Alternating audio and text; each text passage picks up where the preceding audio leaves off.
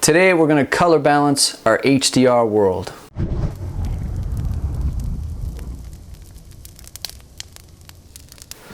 Hey guys, welcome to CG Cowboy. I'm Dale Forbes, and today I want to do something a little bit differently, where I just want to share with you what I did on my last project, where I was able to color balance my HDR setup, which allowed me to go from this to this and totally transform my scene with a single node. Okay, so I'm here in the world nodes. You see a typical HDR setup. Here I've got the world selected, so I'm in the world nodes. Nothing special about my HDR setup. I've got the texture coordinates with the mapping node, the HDR itself, and then a couple of math nodes to control the sharp sunlight, as well as the natural light coming from the sky, typically blue.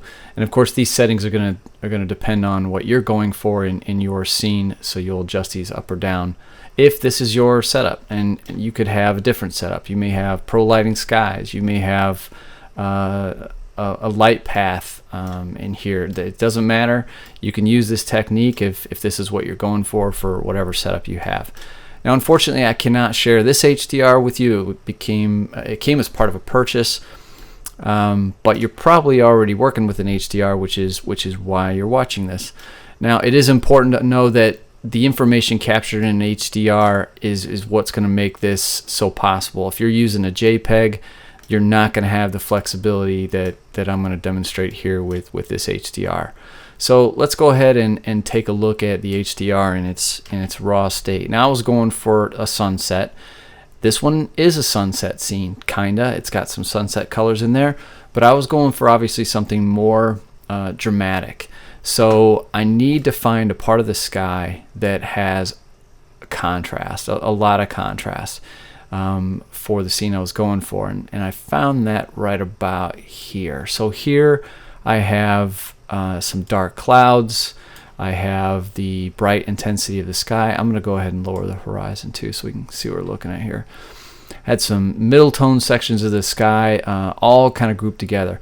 Now I wasn't too worried about this area over here. This is where the tree was, so it was hiding this, but this was a very important part of the scene. So let's add the one node that I'm going to need in order to achieve what I was going for.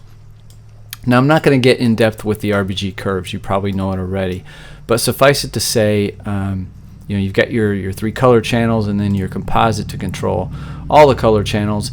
And then I pretty much consider this line here as my image, from the highlights to the midtones down to the shadows and the darks. And then I'm either going lighter or darker with those values that are in my scene. So the first thing I wanted to do was, even though this is already a dark part of the day, is I wanted to bring it down even more. So I'm going to take the composite layer, whatever, and I'm going to bring it down overall, starting with the highlights. Now I'm affecting everything, but I'm affecting mostly the highlights, and then less so the midtones, and then down here very little the darks. So with that adjustment, it's getting a lot closer, but I'm going to bring even the midtones even darker. The clouds are already, or the highlights are already where I want them, but I'm going to bring the midtones down a little bit more. And that's pretty good right there. And you can see, this is what I mean. This kind of detail came out because this is an HDR, so it's already in there. It's just a matter of revealing that detail. Now the reds is obviously important to my scene. I had a lot of orange. So let's go to the red channel, and I'm going to bring, starting with the highlights, I'm going to bring this way up. And now you can see those reds are really popping through in the brightest part of the scene. But I want to bring them up in the midtones as well. So I'm going to bring this guy right about there. Yeah. So now I've got even a little bit more red in the midtones section. So that's pretty good right there. So I don't want to increase the reds anymore. Now it's just a matter of bringing the other colors, green and blue, where I need them to achieve the effect I'm going for. Now I didn't do much with the greens other than just bring them way down. So if I bring them down without adding any contrast, I'm getting the reds popping through a little bit more, but now I've got too much blue and even some purple in here. So without changing the green anymore, I'm going to go right to the blue channel. And I'm going to bring those blues way down so I can get my orange.